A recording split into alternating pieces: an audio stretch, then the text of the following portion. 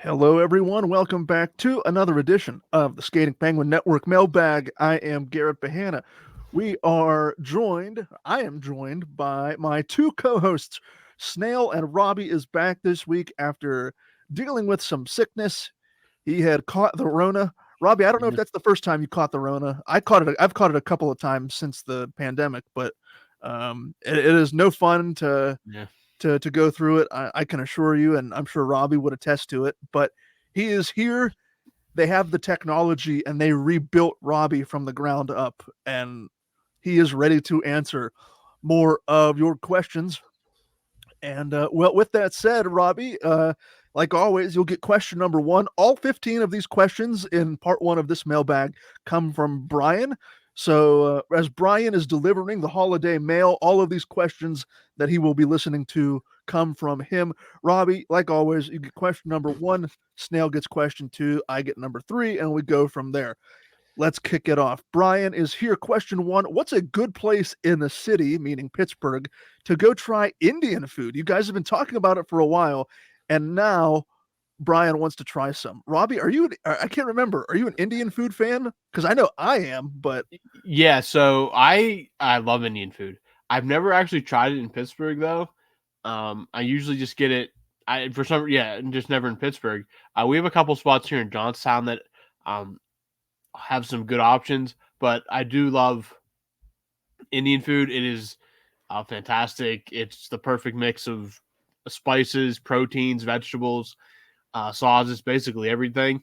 So, Garrett, you might have better recommendations than I, but if you can get good Indian food wherever you're at, highly recommend. I'm trying to think. The places that I've gotten Indian from, I honestly can't even remember the name. I think there's the one that I can remember. I was on Penn Avenue. I think it was called Taste of India. Mm. If you're ever along Penn Avenue in the, I don't know if Penn Avenue is technically the city, but I know it's on like the outskirts of downtown. So, but I mean, if you just do a quick Google search, you'd be surprised to see there's quite a few popular Indian restaurants in and around the city. Some of the Indian food that I've gotten from the South Hills has been pretty good as well. But yeah, I'll go with Robbie there. I will also give my two thumbs up to Indian cuisine. Yeah, you heard it here. Indian cuisine, Penscast recommended. Question number two. This one's going to Snell here. Any big standouts on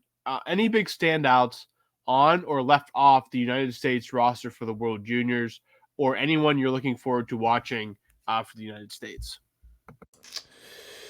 Uh, well, upon research here, I realized that it was for the USA, and most of the guys I had listed here were actually Canadian. So, but I have one for you here.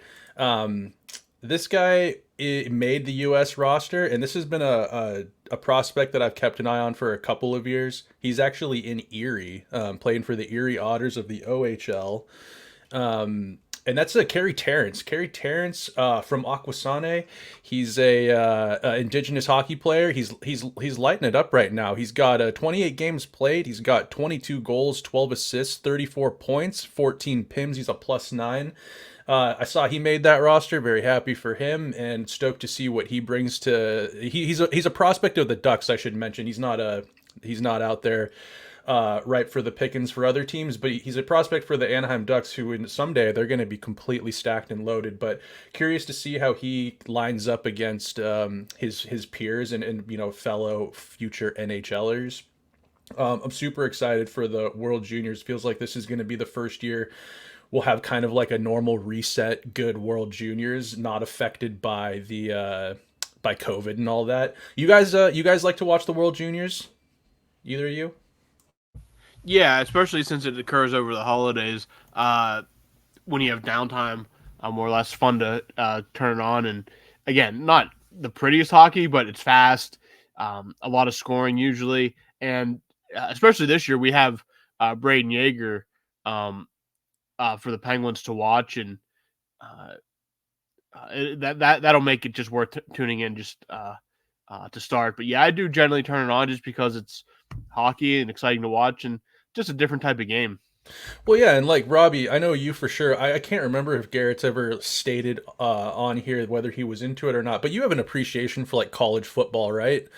Yeah, I love college football. So it's kind of like this. I would say it's sort of a similar vibe. It's definitely a little bit. It's not the most fine tuned product on the ice, but that typically makes for quite a bit of excitement. Yeah, absolutely. So yeah, it's a good. I love the World Juniors, and COVID has kind of put a dampener on it the last couple of years. You know, you don't from when it was postponed, you had players not playing. Yeah. It kind of messed up the what am I trying to say here? Kind of like some of these players were supposed to be big draft picks, but then they lost a couple of years. It didn't have the same sort of shine to it, but this year I Yeah. feel like it's finally reset, and we kind of have like we'll be Canada's stacked, US is stacked. I'm hyped for it. So Yeah, absolutely. yeah, Brian, keep an eye out for this Kerry Terrence. He's going to be a player one day, and going to be looking to see him represent US. Question number 3 here, going to Garrett. Did you ever notice that? Oh God. Did you ever notice that fingers have fingertips, but toes don't have toe tips, but you can tiptoe but not tip finger? You know, you get a little bit of everything here. This isn't just strictly Penguins hockey talk. We are trying to figure out why fingertips are called fingertips. What's the what's the tip of the toe called again? I mean, you can tiptoe, obviously, as Brian says, but what, like, obviously it's called a fingertip. What is the toe equivalent of that? Does anyone know? Getting shaking heads from both of my co-hosts. So, okay, I mean, this is a very open-ended kind of question, and not one that we need to linger too long on, but I mean, he makes some good points. Like, you can tiptoe, you can't tip finger. All right, I But got something for you. Sorry to interrupt, Garrett. okay, go ahead. Let's see. The distal phalangeal joint, the DP, it was found near the tip of the toe. We're not gonna let that chuckle you just let out when you said DP slide. Okay, I am going to make sure that we put emphasis on that. Okay. Everyone loves the DP around here. Yeah, I got it. It's just like this question would go there, like talking about fingers and toes and DPs, but it's the distal phalangeal joint, Brian. I remember when I was in my freshman year of high school, I had to take a required health class, and we spent an entire 40-minute period talking about the phalanges and like the intricacies and the tiny bones that make up the fingers and your knuckles and all that fun stuff. So I hadn't heard the word phalange or a variation on that word in quite a while, so I had to bring that up. But it is an open-ended question that perhaps will elude us until the end of time as we move to question 4. Back to Robbie, back to hockey here. Robbie, do you see Sidney Crosby getting any consideration for the Hart Trophy at season's end? It all is going to depend on what the Penguins end up doing. I think if the Penguins make the playoffs, then I think he's probably very much in that conversation. Again, it also depends on what the other big guns around the league do. Right now, McDavid is on an absolute torching streak of games. Again, will depend on what the Oilers end up doing there as well. It's just, man, unless he puts up over 100 points, I think it's going to be really hard to compete with some of the high end guys. But I guess we'll wait and see here what happens. I think he'll be in the conversation if the Penguins make the playoffs. Whether or not that is enough to simply get him into even a finalist, final 3 kind of situation, I can't say for sure. But I think it really will all depend on what the Penguins do in the second half of the season. Can they make the playoffs? What does he carry the team if he goes and puts up 110 points somehow, or scores 50 goals, even 100 points, 50 goals? Maybe we're talking MVP. but I really think it's going to be more of a what do the Penguins do as a team. But again, Crosby's 36 now. Maybe he gets the lifetime achievement award kind of treatment that you'll see sometimes if he posts numbers like that and the Penguins make the playoffs or right there at the bubble till the very end. So I think there's definitely going to be a conversation surrounding it. It will just depend on what the trajectory of the Penguin season is after the season. Question number 5 here, shooting this over to Snail here. Say you got to start a franchise with any player, who would you choose? I think I'd have to say one of the Tkachuks and nearly have to go with Matthew over Brady.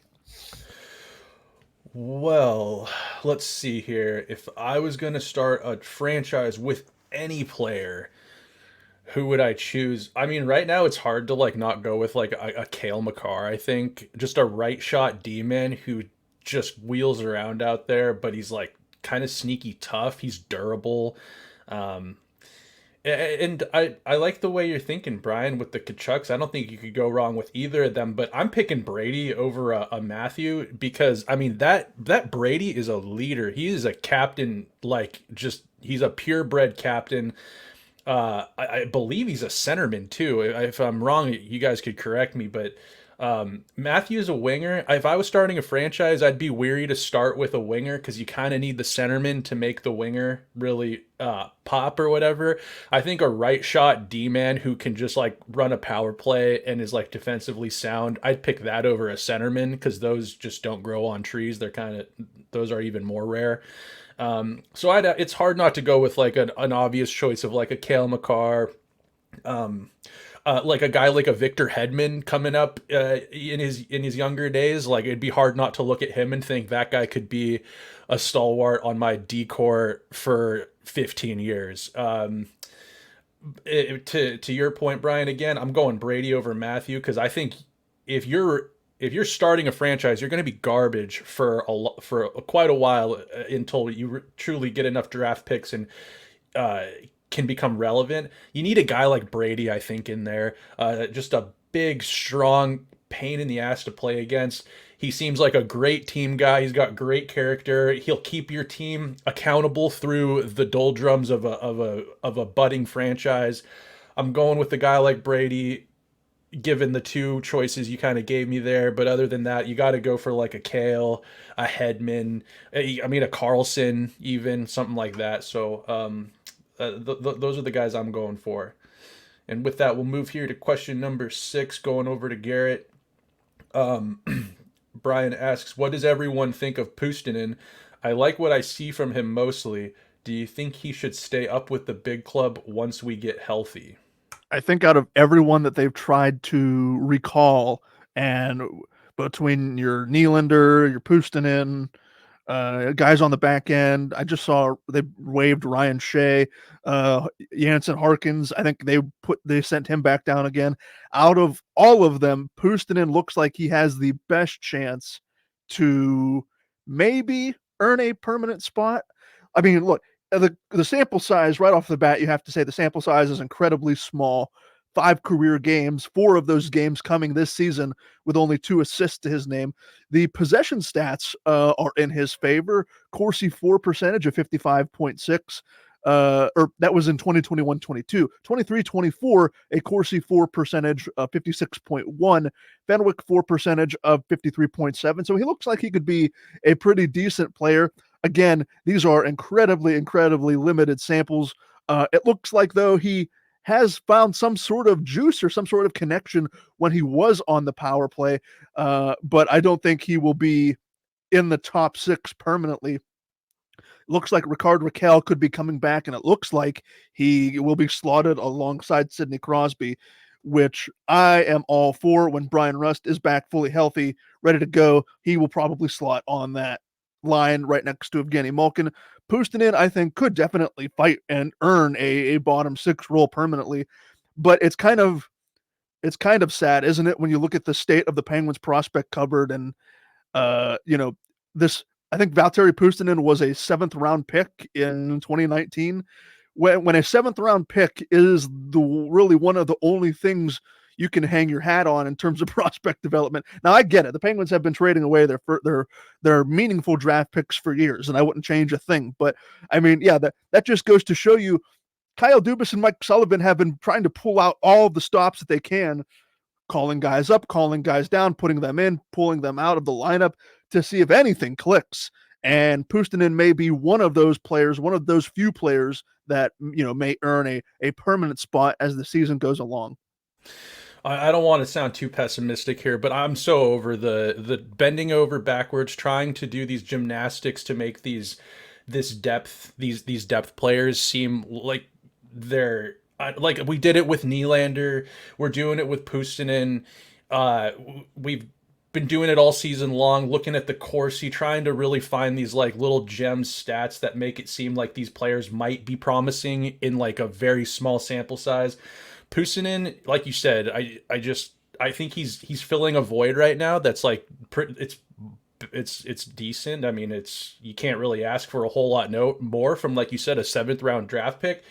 But I'm just so over with the depth thing with these just, you've called them, Garrett, you've called them just guys before, and I didn't know totally what you meant. I get it now. They're just guys, and that's the thing. You're right, because I think there's a portion of every fan base across the league that overvalues their young players in their farm system. Like, you look at Sam Poulin, who outside of Owen Pickering and Braden Yeager was the last first-round pick the Penguins had in a long time. Right. And Sam Poulin, take the personal issues that he was dealing with last season out of the equation. He even now doesn't look like he could amount to much of anything, maybe besides a bottom 6 player. That is not what you want out of a first-round pick. And I mean, look, you're not going to hit a home run on every first-round pick you get either. So every fan base has a tendency to put too much stock into players that are like younger than 25 because we're so used to the grizzled veterans like Ovechkin, Crosby, and Malkin who have been here on the scene for so long, and everyone wants the new next big thing. And for the Penguins, they don't really have that right now. Pickering and Yeager are the 2 most promising prospects they have, and neither of them are ready for NHL action in the near future. So I agree with you, Snail. I know exactly what you were saying. A lot of these guys that the Penguins have called up and probably will continue to call up are just bodies who can maybe play in a pinch, but for the most part are not regular NHL players. I think another thing too with this franchise, and I see a little bit of it on Twitter, and I think that maybe we've gotten a little bit spoiled because at times when you have a player like Sidney Crosby, you can call up somebody that an undrafted player like a Connor Sheary, and he'll score 25 goals on Sid's wing, or a 3rd rounder in Gensel who turns out to be a star in the league. I think that maybe this franchise is kind of like, Puustinen's had like pedestrian numbers maybe down in wherever he was playing in the AHL. Maybe if you put him on a Gino or a Sid's wing, maybe all of a sudden he turns into like another Brian Rust or a Sheary. But I think that those ships have sailed, and it's very slim pickings. So I'll be done being pessimistic for the moment. But yeah, I just see it a lot, and it's like, dude, I think at this point some of these players are pedestrian, and they just kind of are what they are. Yeah, I agree. To wrap it up, yeah, that's a conversation for another day. We'll see if Puustinen gets that long-term look with the big club, and the Penguins would love nothing more, like you said, to develop another Brian Rust, Connor Sheary, Jake Gensel kind of player. I think Jake Gensel is head and shoulders above Connor Sheary and Brian Rust, in my opinion, and I think the stats reflect that. But the point remains that if they can get another quality long-term contributor, that would be great. That would be fantastic. But with only 5 NHL games to his belt, that is a definite wait and see and come to me again in the future. Question 7, as we go back to Robbie here, Brian says, maybe the key to this whole season is just to have the dad's trip be a full-time gig. They were, the power play found success, and they were winning outside of that stinker in Toronto with the dads cheering them on, Robbie. Yeah, I was kind of thinking that too. I mean, the dad's trip technically started last Tuesday with the Coyotes game, and everything kind of came alive, and then they sweep the back-to-back with Montreal the next night, and they marathon shootout. Yeah, Saturday obviously not great, but the dads must have had some kind of magic, at least for a little bit, to get that power play going again, and maybe just get them like some cardboard cutouts or something that they can carry around with on the plane with them or something, because clearly there was some kind of magic going on there. But yeah, I mean, for once, everything looked good for 2 games, and that's just kind of what the Penguins are, though, I guess. It's you get those 2 games, and then you get a third that's just an absolute disaster, and we'll see what we get tonight with Minnesota, but just any consistency right now, whether you get it from a dad's trip or whatever, but it's frustrating, I guess, if as a Penguins fan, but hopefully they can get something going here as we get into Christmas, whether it's carrying over some of that magic or they just magically get better. I don't know. They are getting some healthy bodies, like you guys said. Ricard Raquel and Noel Achari coming back. Raquel, if you have forgotten, has 0 goals this season, as we are 7 days from Christmas. So maybe he can get one between now and then. But hey, let's just hope for some more consistency in these next few weeks here. Question number 8. This one's going back to Snell here. I think we need to get some of our overseas mates to watch Braden Yeager at the World Juniors. Some of our overseas mates, as in some of our international listeners, like a Kim Larson, perhaps, or Garrett, help me out. Who are the other ones? Kim Larson, I believe he is in Denmark. I believe one of them's in Denmark. And then we have Tony. I think Tony Gale is from England. I believe Edward Beckham, who has asked questions on here before, is also from England. And Andreas Castle has submitted questions before. I believe he is in Germany. Wow. Okay. So, well, the World Juniors are in Gothenburg, Sweden. So I don't know which one of our listeners is within striking distance of hopping on maybe one of those sweet trains they have over there that just traverse through the various countries, or a short flight. That's not coming out. We don't have the I don't have the Pennsburg money that these guys have. So yes, maybe you'll have to. We'll have to have Robbie and Garrett fund that, get them over there. Or I don't know. What about either you guys? Either you guys in a position to hop on a plane and go over to the World Juniors during the holidays? No, unfortunately not. I am in no position financially or emotionally to get on a plane and. Well, yeah, I don't think that's happening, Brian. I like the way you're thinking. Maybe, depending on how this podcast goes in the next year or so, maybe we'll be in a position at the next World Juniors. Fingers crossed. Let's see here. Question number 9. Garrett, Brian asks, who do you see as this franchise's greatest of all time?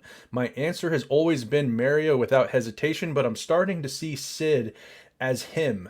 Sid had concussion issues, injuries, medical issues, played a huge part in Mario's numbers. My final thoughts are Sid equals GOAT, Mario equals most important player to the franchise. I like the way Brian put that at the end. Sidney Crosby being the GOAT and Mario being the most important, because I would probably agree with that. See, these kinds of questions are hard because so many different people are going to say, I judge this player. How do you judge the greatest of all time or most important player? Do you judge him by championships won? Well, Crosby has Lemieux beat. Do you judge him by all-time points? Well, right now, Lemieux has Crosby beat, and will probably maybe have Crosby beat if and when he decides to hang it up. Who knows? When I was looking at this question, I often go to Hockey Reference to talk about possession stats or, stats from year to year. And they have a great tool in their miscellaneous tab. If you go to any player who has played in the NHL probably has a player card on Hockey Reference. They have a great column in their miscellaneous tab where it's called adjusted. And adjusted is, if I can pull it up here, now it's not going to say anything. Okay. Oh, is that, Garrett, is that the thing where you can take a player from an older generation Yes. and have their stats what they would be now? Yes. Okay. Oh, that's awesome. I found it. So adjusted points are on Hockey Reference, again, adjusted points are the adjusted stats that are normalized to an 82-game schedule, 18 skaters, and league averages of 6 goals a game and 1.67 assists per goal. So with all of that data presented to you, and this is more easily understood if you go on Hockey Reference's website instead of me trying to describe it. But in terms of adjusted points, so if Mario Lemieux, if we're adjusting his stats to an 82-game schedule, 18 skaters, league average of 6 goals a game and whatnot, his 1988-89 age 23 season adjusted, again, these are adjusted statistics, he would have scored 71 goals, 94 assists for 165 points. That is statistically his best adjusted season, his 1988-89 age 23 season. Again, 71 goals, 94 assists, 165 points. If we go to Sidney Crosby and look at his adjusted point totals, now Crosby has played in this era that we are all most familiar with, those of us talking on this podcast. His adjusted point totals, given all of the data that I presented, his best season would have been his age 19 season, 06-07, where, according to these adjusted totals, 38 goals, 84 assists, 122 adjusted points. So Lemieux has, 33, if I did the math right, 33 more points, adjusted points, than Sidney Crosby's best ever adjusted season. This is a long-winded answer to basically say, even with the difference in eras played, and even though the 80s and 90s were often more high scoring than it is today, Mario Lemieux far and away outclasses Sidney Crosby in terms of offensive production and points scored. And if you want to take it even a little further into a different part of the conversation, Mario Lemieux did that, accomplished all he had accomplished, being 6'4", 230 pounds. Now, I was not actively watching Lemieux. I was obviously not alive during his prime, but from those that I've talked to, and maybe Robbie can attest to some of this, and Snail too, because you are both older than me. But I remember my dad telling me that when you watched Mario Lemieux skate, when he caught his stride, he was like nothing you had ever seen before, because a guy with that size at 6'4", 230 should not be able to skate as fluently as he was able to do so. So I don't know if you guys want to speak to that at all, but again, any which way you want to take this argument, you could take it in 1,000 different directions. But if you want to talk about points, it looks like Mario Lemieux may still have that edge over Sidney Crosby. I think that this is like, yeah, I mean, to each their own. I think you could make an argument that, like, Sid might be the most important player to the franchise. You know, you could take that argument because of like where the team was at prior to him being drafted. Mario was in the, you know, the twilight end of his career, and Sid was the golden goose that helped put, you know, asses in seats. Dude, Mario, like, it's hard not to say he's the GOAT. Like, dude, I mean, if you, with the adjusted stats, or if he was healthy argument, I mean, we're talking like this guy we might be seeing 66s up in rafters as opposed to 99s. You know, and that's debatable. I think some people might come for my head saying that, but if you look at the statistics and the numbers being put up, and you take away the injuries and the cancer and all that, the back problems, he wasn't able to lace his own skates. You know, if you had a fully healthy Mario, that could very well be the case. So this is one of those things we could argue about this over beers until the sun came up in the morning. But I feel like I would almost have them switched. I'm curious to think what Robbie thinks about this argument. It's always going to be Mario. I mean, it just is. I mean, not just from a player standpoint, but all the off the ice stuff as well. You have to include that. Like, you can't just ignore that. But what Mario did scoring wise, unless Crosby, even if Crosby catches Mario in terms of goals, assists, points, Mario did it in under 1,000 games. It's not even, I mean, again, era's different. I understand that, But as Garrett said, what Mario did on the ice it made no sense whatsoever. Crosby's smaller, like his work in the corners, like it's fantastic, and you'll never see that at that level again. But it's much easier to navigate a ice surface as a 5'11", 6-foot guy rather than Mario coming in at 6'4", 6'5", and just being the best player on the ice. Like he didn't even have to have his best game and be the best player on the ice, just because everything just was so simple.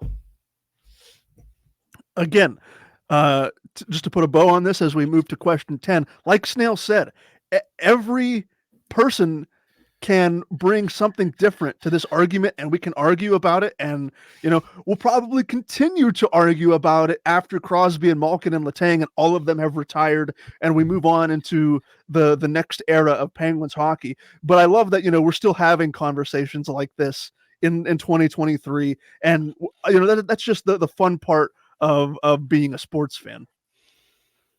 Question 10, as we continue some of the generational talk. Question 10 comes from Brian. This is for Robbie. I can't really think of any other team that has had two pairs of generational talents playing for their organization, likely meaning Mario Lemieux and Jaromir Jagr and Sidney Crosby and Evgeny Malkin. Robbie, can you think of any other examples, past or present, that this criteria may apply to? Yeah, two at the same time is incredibly rare.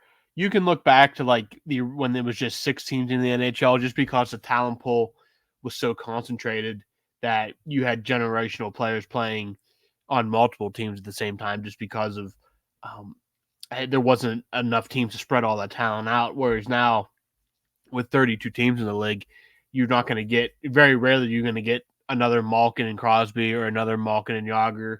I guess you could say Edmonton having McDavid and Draisaitl are about as close as it comes to generational right now. Bergeron and Chara to a point, just because, they're both Hall of Famers, I guess, would be kind of in that conversation. But, the closest you're going to get to a Malkin and Crosby is probably a McDavid and Draisaitl type situation. But again, with with a hard salary cap, that's going to become very rare and very hard to do. But yeah, that's probably the closest you can get. I don't think you're going to see, it's going to be rare if you see it much more often going into the future. What about I guess they're not really a team, they're not really there anymore, but would you have argued that maybe that Blackhawks team had generational talent on it? Like I'm not the Jonathan Taves parade leader. I don't think he was ever as good as what he, outside of maybe a 3 or 4 year window, was never as good as what the NHL media wanted to make him seem to be. But I almost think that Duncan Keith was probably, that's who I was going to say was more of the generational defenseman. I think he won a Norris, didn't he? Yeah, he did. I think it's more Keith and Kane. They'll never be brought up like that. Like, NHL media is so far up Jonathan Taves' jock that, and it's a joke that Taves was on that NHL 100 list over Evgeny Malkin. Absolutely. Oh, so dumb. But again, they were the pretty boys of the NHL for years. So, but no, it was more of a Keith Kane situation to me, more than Taves and Kane. But yeah, those are two. Keith and Kane are definitely Hall of Famers in the future as well. So yeah, another good pairing there as well to talk about. Question number 11 for Snail. Garrett missed a prime opportunity to get back at Robbie, saying Mr. Poopy Pants from eating his steak too raw before he told us Robbie had the flu. Go get those chirps in when the opportunity arises. And for the record, I had COVID, not the flu. So at the time we thought Robbie had the flu. And I think Garrett extracted his chunk of flesh, his pound of flesh. We don't even know. I mean, and we don't have to, further elaborate. We don't even know if Robbie was pooping his brains out. That may not have even been a side effect of if he was dealing with COVID. I don't even remember like diarrhea being a major symptom of COVID anyway. I mean, No. I don't think. I think it's more the respiratory issues Yeah. than anything. Yeah, the really like life-threatening stuff. It's everything solid on your end over there, Robbie. Yeah, I'm sure everything's Yeah, I mean, we can stop the conversation there, but yeah, we're good. Yeah. Okay. So when we were coming on, I was actually we were talking about how Robbie's doing or whatever, and I was trying to poke and prod to see what was going on there, what kind of symptoms he was dealing with. No talk of the we don't need to get too much into it, but there was no talk of any sort of diarrhea or poop in the draws. So we'll move on from that. But Garrett got his chirps in, a little bit. We're just glad Robbie's healthy, and when we heard it was COVID, that's At least I have a camera. Okay. Oh, yeah. There we If go. you want, you want to take a shot at me, my face cam not working, then I don't have a snappy comeback for you because I've never been insulted like that before. All right. Before they put boxing gloves on, let's move on here to question number 12, and it's for Garrett. And Brian asks, "Do any of you boys watch Shoresy? I started it, and so far, Brian's loving it. It's so hockey. The chirps are good." Snail, correct me if I'm wrong. I feel like this question should have gone to you. Didn't you put in our group chat? You put in our group chat a couple of weeks or months ago about this show. I have yet to watch it. I'm pretty sure you said you were watching it at one point, weren't you? Yeah, so I don't know if either of you guys have watched it, but Letterkenny was huge. It's an awesome TV show directed by Jared Kiso, and they've got some hockey characters in this show, Letterkenny. It's just have you guys seen Letterkenny, either of you? I've seen clips. I have You've not. seen clips. So you're somewhat familiar. It's just a very Canadian TV show. Yeah. And then they made a spin-off, I believe after like 10 or maybe 11 seasons. I could be wrong on the number of seasons, but Letterkenny's coming to an end. But Jared Kiso has created a spin-off based on the hockey players in the show Letterkenny, and it's called Shoresy. And Shoresy is a character. He's a hockey player on the local hockey team. And they have 2 seasons now. They've gotten renewed for a third. The first season came out a couple of years ago, and then they just dropped the second season when I probably mentioned it in the group chat because I was watching it. They're pretty short and sweet episodes.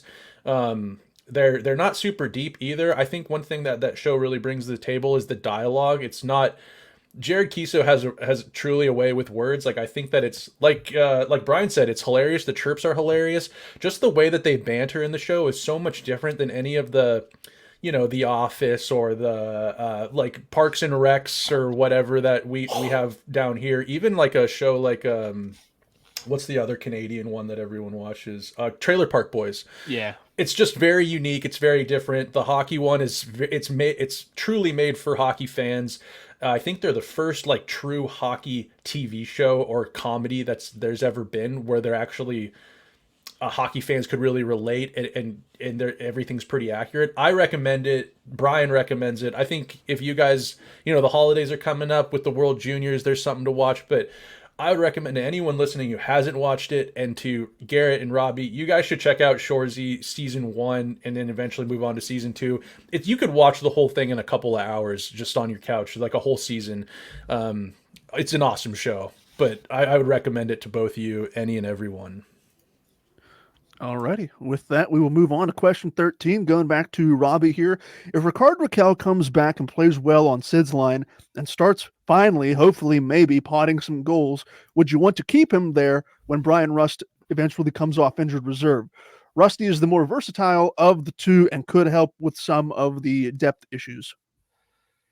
I mean, I'm up for whatever gets Rickard Rakell going this year, and if he comes back and there's some chemistry with Sid and the goals start going in, then yeah, you keep him there until the wheels fall off. Basically, at that point, is what's not broke, don't fix it. Russ has shown chemistry with Malkin in the past, so that would not be the worst thing in the world to drop him down to that line. But if Rakell comes back and working with Sid and the goals are coming, with the way scoring is right now with the Penguins, then yeah, you keep that tandem together with Gensel, and just hope that that scoring keeps up going forward. Because I mean, you just need to do anything to get him going, and if it means sacrificing Brian Rust to the second line, then you do it. Don't think twice about it. Just keep penciling Raquel next to Crosby every night.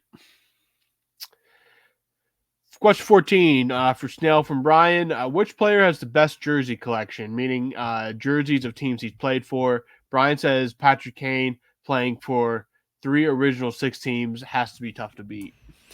I think that would be my answer, is Patty Kane. I think it says something when a player has not moved around a ton in their career, especially with the type of career a guy like Patrick Kane has had. I think teams at points in his career would have moved heaven and earth if they knew that he was available. But another thing that Patrick Kane said that I think is also maybe overlooked, and it'd be important to me, not only as a fan, but if I was a player, which I never will be, but like if I was a player, this resonated with me. And he said he wanted to play somewhere where hockey is important to the community.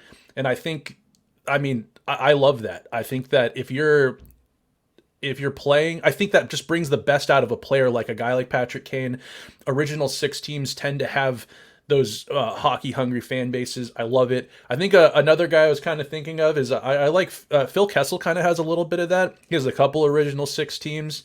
He drafted by Boston originally, played for the Leafs, lit it up for the Leafs, and was extremely underappreciated. People hated his attitude. He was considered the coach killer.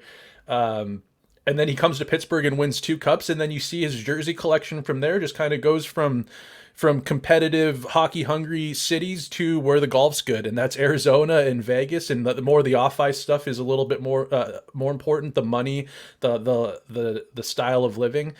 His jerseys truly tell a story of a great American born hockey player. So Patty Kane and Phil Kessel would just be my honorable mention there.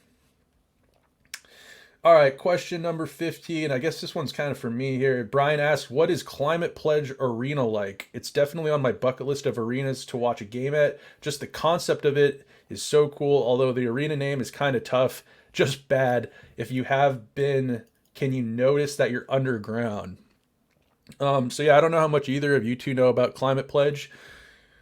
Climate Pledge Arena, the name, I've heard that people think it's bad. I don't really hate it because I think Climate Pledge is literally like a pledge from like Bezos and his cronies at Amazon to make things as green as possible. And it makes sense because I think the arena, I could be wrong on this, I probably should Google this really quick, but I'm going to go out on a limb and say it, that if it's not completely carbon neutral in the moment right now, it has a pledge to be climate or to be carbon neutral in the not so distant future. So it actually makes sense if you kind of know the leading up to and the message behind how the stadium was.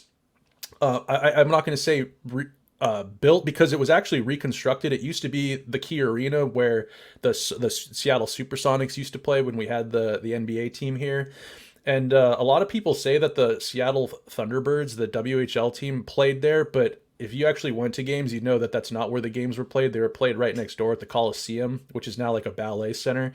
So for people that say it's where the Thunderbirds played, they're wrong. But it's a really interesting arena. It has some really interesting character. And that what he's talking about is being underground or whatever. It is built mostly underground. So if you walk in the main entrances to the arena, you're actually already up pretty high, and the ice is many sections below you. So when you're sitting in your seats and you're looking out the kind of the windows behind you, once you maybe move away from your seats and you look out, because there's a lot of windows. If you look out, you're actually like you'll be pretty high up in the stands, but you look back and you're actually like at street level. And I think it is pretty unique. It's pretty interesting. It's a great barn, dude. Like, it's got, I think, I don't want to call it like a junior barn, but it's a little bit intimate. It's really right on top of the ice. Maybe not so much like some of the more old school rinks, but it does have kind of this, I could imagine being a player. It's probably a tough barn to play in. It gets rowdy in there. I think a lot of the fans in Seattle, they're learning hockey. They're getting more invested in their team, but they're hooting and hollering about. Yeah, and sometimes I wonder if they know what's really going on the ice. Sometimes, like my buddy was just at a game and he was complaining about it. A lot of oohs and ahs from kind of nothing burgers, but it's an awesome place. I'm hoping to at least get a couple games in this season.